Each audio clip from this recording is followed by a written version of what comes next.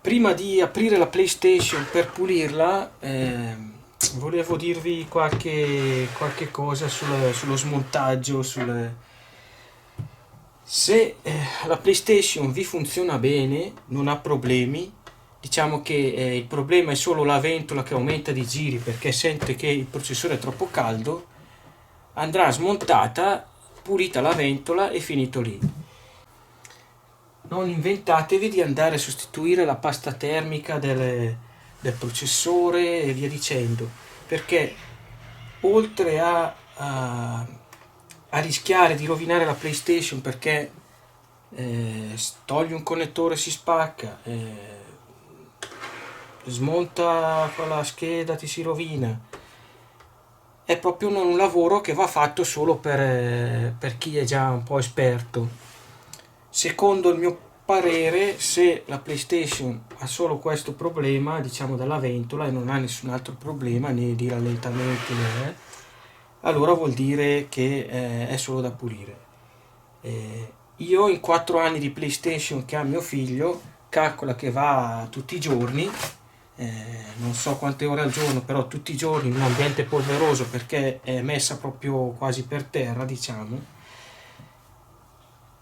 L'unica cosa che ho fatto io, diciamo, è ho sostituito l'hard disk perché ormai si era rovinato, ma io l'elettronica non l'ho mai toccata. Ho pulito la ventola 2 volte perché si riempie di polvere e la ventola si capiva perché andava sempre alla massima velocità, e poi io il resto non l'ho mai toccato e la PlayStation, diciamo, funziona correttamente. Poi per chi è più esperto e vuole avventurarsi nel cambiare paste termiche e via dicendo, può benissimo farlo. A uno che non è esperto io non lo consiglio proprio. Ciao a tutti amici, in questo nuovo video andremo a pulire questa PlayStation che mi ha consegnato un mio amico. Non la vedo tanto sporca esternamente, però andremo a vedere se dentro è sporca e se è da pulire.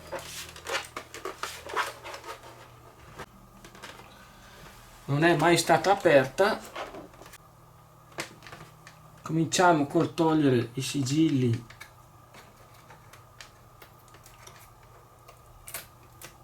delle viti, che sono quelli che fanno perdere la garanzia. Questo era già tolto perché ho voluto toglierlo ieri, ma non è mai stata aperta. Questo è nuovo. Ok, cerchiamo un cacciavite Torx adatto. Ok, forse questo è adatto. 1, 2,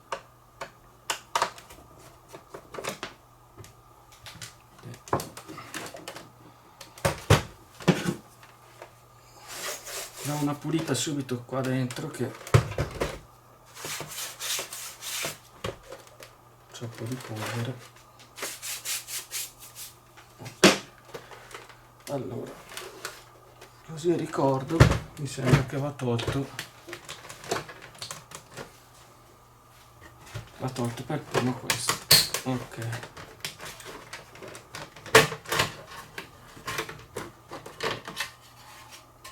primo pezzo tolto. Togliamo pure l'hard disk, così almeno ho più spazio per soffiare con l'aria. Vi voglio anticipare 2 cose. Io non sono di quelli che apre la PlayStation e la smonta a pezzettini per cambiare paste termiche e via dicendo. Se la PlayStation funziona, questa è già funzionante, non ha nessun problema, va detto solo di pulirla. Penso che sia inutile fare modifiche, sostituire pasta termica e via dicendo, perché tante volte si vanno a creare dei danni peggiori di quello che si pensa di fare. Se diciamo la console ha veramente bisogno, allora si possono fare alcune cose, se no io la vedo una cosa inutile. Questa PlayStation funziona perfettamente, chi me l'ha data mi ha detto che non ha mai avuto problemi, quindi provvederò solo a pulirla.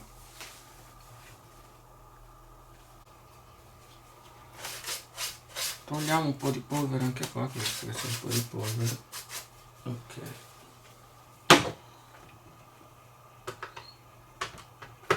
Andiamo a svitare qualche vite che io non è che mi ricorda tanto.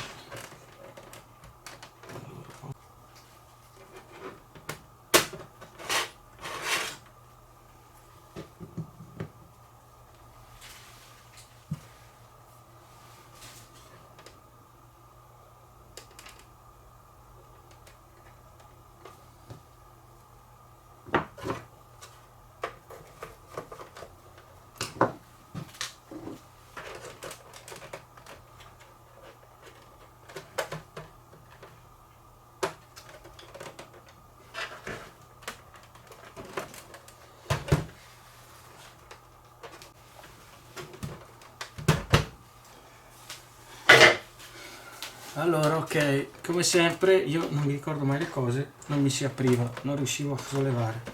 Alla fine ho scoperto che va fatto leva qua nell'angolo. Una volta si alza, una volta che si alza questo pezzo, si può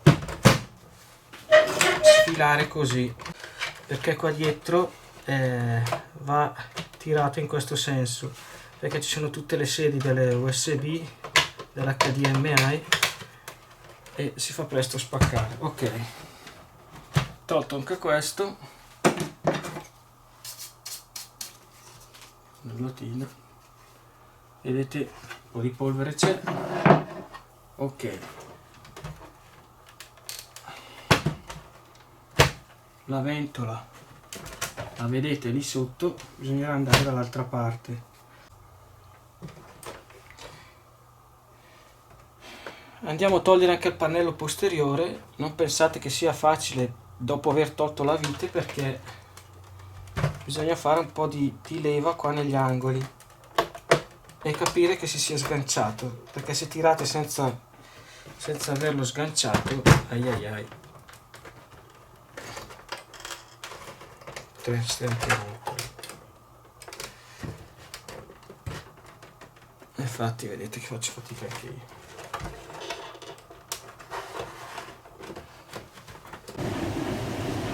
Ok, sono riuscito anche a togliere questa parte con un po' di difficoltà, e ora vediamo la polvere, che non è proprio così conciata.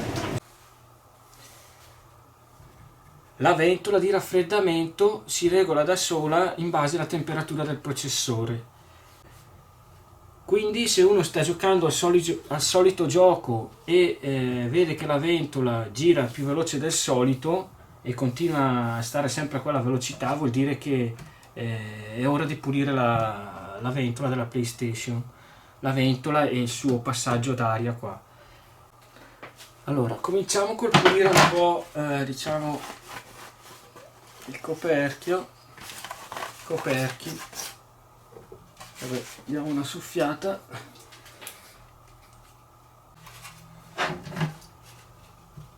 Allora, ora ho pulito i due coperchi.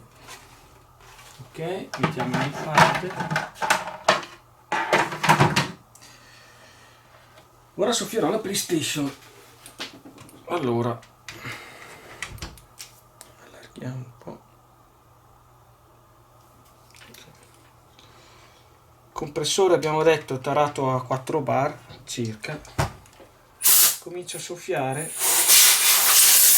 piano. Ok, soffiamo, soffiamo la ventola e dovrebbe uscire lo sporco. Soffiamo da qua.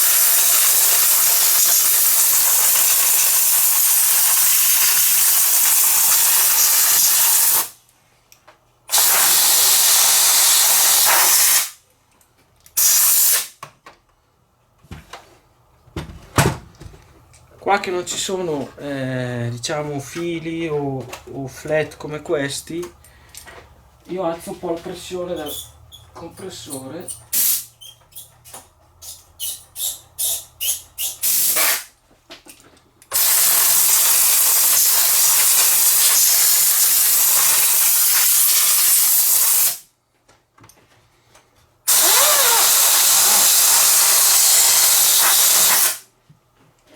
Questa play praticamente non è che aveva bisogno di essere pulita, perché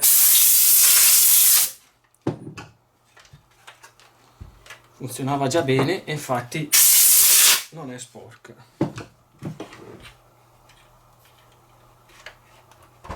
Però una leggera soffiata anche qua, la vedete come polvere è proprio pochissimo. Ora la rimonterò. Vedete che la ventola si è pulita anche senza smontarla, ok?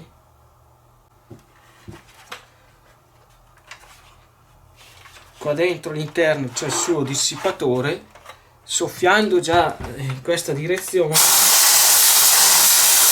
la polvere esce da qua, perché questa non ha polvere. Se fosse stata piena di polvere lo si vedeva bene anche da qua. Comunque soffiando dall'interno qua sarebbe uscita tutta, un po' di qua e un po' di là sarebbe uscita tutta. Ora questo è il mio metodo per pulire la polvere della PlayStation. Io direi di fare questo lavoro solo se notate che la ventola aumenta di giri nello stesso gioco che state giocando. Se vedete che addirittura va sempre al massimo, è ora di pulirla, perché se è proprio intasata la ventola comincia a partire e andare, non si ferma più, va sempre alla massima velocità. Questo è tutto. Se vi è piaciuto il video mettete un mi piace e iscrivetevi al canale.